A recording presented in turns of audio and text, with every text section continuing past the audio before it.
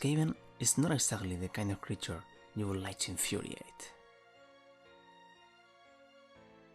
Unpredictable and explosive, their thirst for Warpstone is only comparable to his unquenchable desire for more and more power. Their own subordinates mean nothing to them, wasting their lives by the thousand just to achieve some minor goal or to secure their own survival. No enemy can escape the backstabbing these armies can produce, and the fear fly through the ranks like the winds of plague their strange monks disseminate among the Vachalians. They are the ultimate foe, the extinction incarnated, death itself. Everybody knows.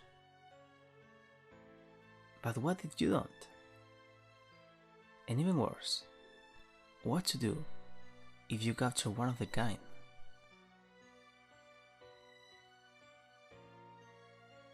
These greys here can't believe the arrogance of these humans.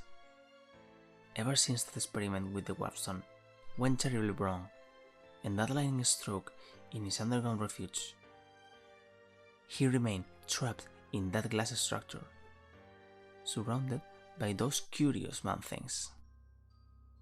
The smell of the burnt fur of his servants still disturbed his royal nose.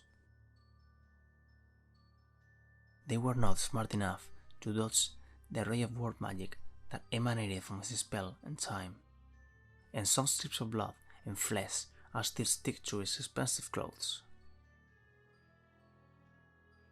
What could they have fell in? That was certainly a proper punishment for his incompetence. How they dare to ruin a ritual so simple? The fact that he was so intoxicated by the reckless Warpstone consumption does not free them from guilt. They must have messed with something they don't quite understand, a simple rat glance. And it was fortunate for him to possess the superior mind of a chosen of the great horned rat and escape that merciless fate. Or, at least, that's what he thought at first. When he opened his red eyes and saw the strange machines around him, a weird sensation a regular rat would mistake for fear flew through his crude spine.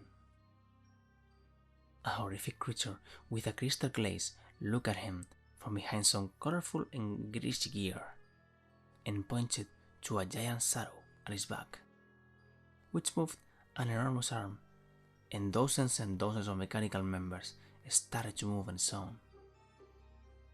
The Greys here got too excited contemplating that wonderful display of technology, and, by mistake of course, touched the interior of his glass prison. A wave of cold pain shook his entire body, from the tip of his nose to the end of his tail, making him excrete some liquid terror. A lesson was learned. The other shadows inside the dark room laughed at him, each one of them with more and more accessories around the head. Wires, glasses, another head. A floating skull flew through the machinery with a low buzz. Different lights blinked rhythmically, while the giant man-thing took a step towards him, absorbing the entire atmosphere with his presence. A purple robe around his shoulders and a curious look on his eyes completed his intimidating aspect. A couple of robotic arms emerged from below him, immobilizing the proud prisoner. A rotating saw followed them, and high-pitched screams filled the room while the giant smiled with a scary grin.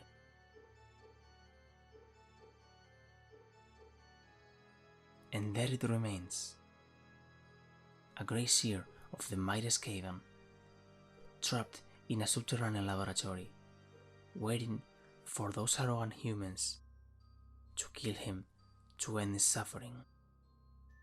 He may have begged a few times, oh yes, but only because his servants have abandoned him without a single regret. Probably under the orders of his rivals. and the desire to punish them is stronger than the agony he's enduring. If somehow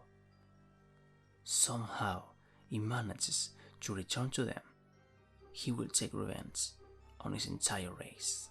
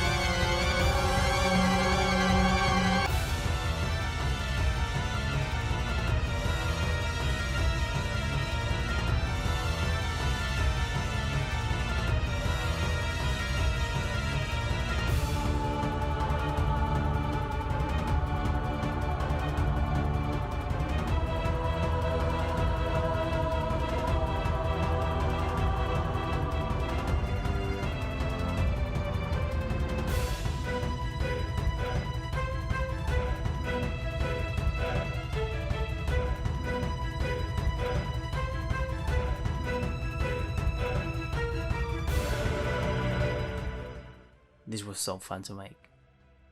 I hope you enjoyed all of these minutes together. Make sure to like and subscribe, and please don't you ever dare to tap out.